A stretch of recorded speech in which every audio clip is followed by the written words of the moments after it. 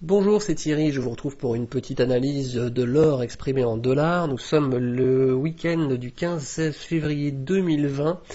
Je la fais un petit peu en avance suite à une demande sur une de mes dernières vidéos, donc je n'attends pas la fin du mois. Et je vous rappelle évidemment que cette vidéo ne constitue pas un conseil d'achat ou de vente, mais simplement une analyse technique qui essaye de poser les supports, les résistances, les tendances sur diverses unités de temps, et vous êtes entièrement maître de vos décisions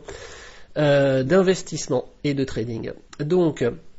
sur les unités longues, vraiment en annuel, un petit rappel, on est dans une tendance haussière, avec des Bollinger qui sont haussières, une MM20 haussière. Vous voyez qu'on a retracé sur les années 2013-2015 50% à peu près de la hausse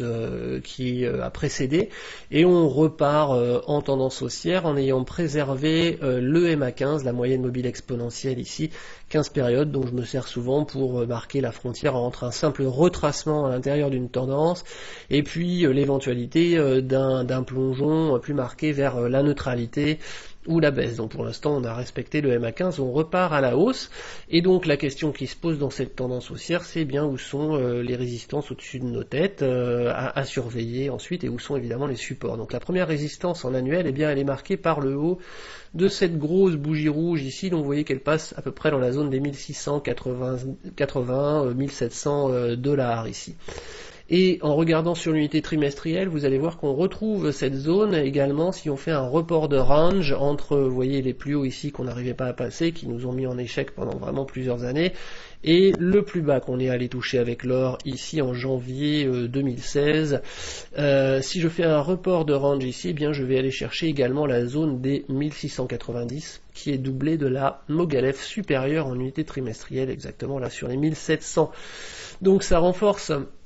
encore une fois, eh bien, la résistance, vous voyez, dont j'ai parlé en unité annuelle. Donc attention à ce chapeau des 1700 au-dessus de nous. Pour l'instant, on est encore en train de travailler la zone de résistance qui était en 2011 et 2012 une zone de support, et qui est donc devenue résistance logiquement, et dont j'ai parlé dans les dernières vidéos, donc entre 1550 et 1600. Alors je ne sais pas si on va refaire, tout dépendra de l'actualité internationale, etc., une hausse, vous voyez, un peu parabolique comme dans les années 2010, mais en tout cas je suis vigilant, étant donné que le cycle court, vous voyez, se trouve en zone de surachat depuis de nombreuses bougies maintenant en unité trimestrielle, et puis qu'il a déjà marqué un faux retournement baissier pour repartir à la hausse, et ça en général on le fait pas 2 ou 3 fois de suite, c'est assez rare de le faire même 2 fois.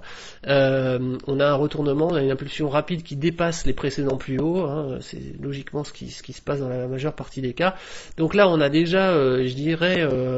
consommé pas mal du potentiel de ce cycle lors de la remontée jusqu'ici,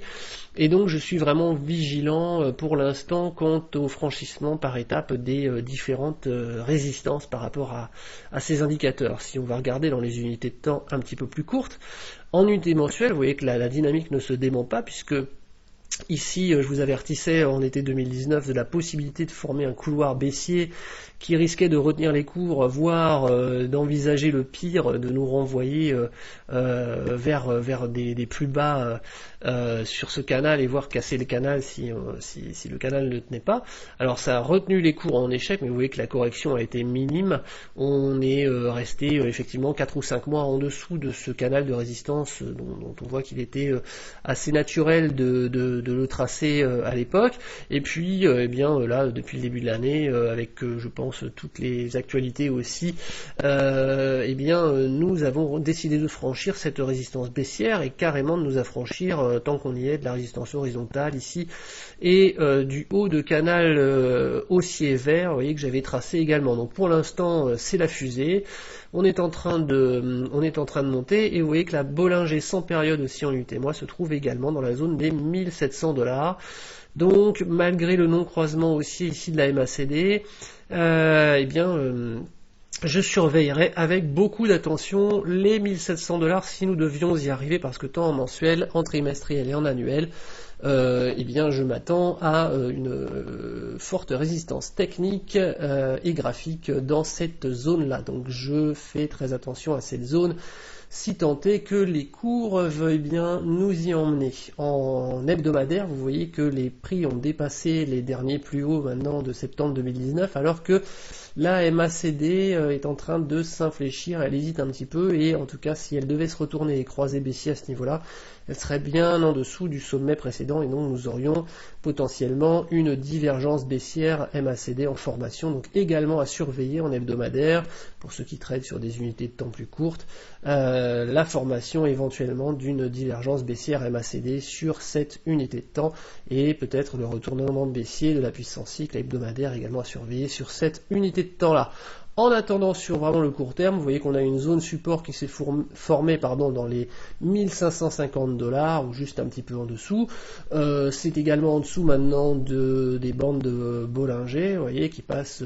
exactement, enfin pour la bande inférieure à 1551 $. Donc tant qu'on ne casse pas les deux dernières mèches basses ici autour des 1545, je dirais même 1540, vous voyez, si on veut redescendre vraiment sur les mèches basses précédentes, eh bien il n'y a pas d'alerte, on est en train de temporiser, de latéraliser entre les 1550 et les 1600, et donc le sens de la sortie va nous être donné initialement bien sûr par l'unité la plus courte, donc l'unité jour, qui sera l'unité de signal avancé, pour savoir si on a la force de continuer vers les 1700 $, ou bien si effectivement les 1550 ne résistent plus, et que là on peut envisager une correction supplémentaire, et à ce moment-là, pourquoi pas envisager de retourner à l'intérieur du canal vert, voire vers le support de ce canal baissier rouge ici. Vous voyez, on a souvent, lorsqu'on dépasse un canal baissier, des mouvements de pullback qui viennent nous le faire toucher, afin de le tester et de voir s'il est bien devenu un support. Donc pour l'instant, on n'en est pas là, on est en train de faire du ping-pong à l'horizontale sur l'UT jour, entre les 1550 et les 1600. Personnellement, j'attends le sens de la sortie. Je vous souhaite d'excellents trades.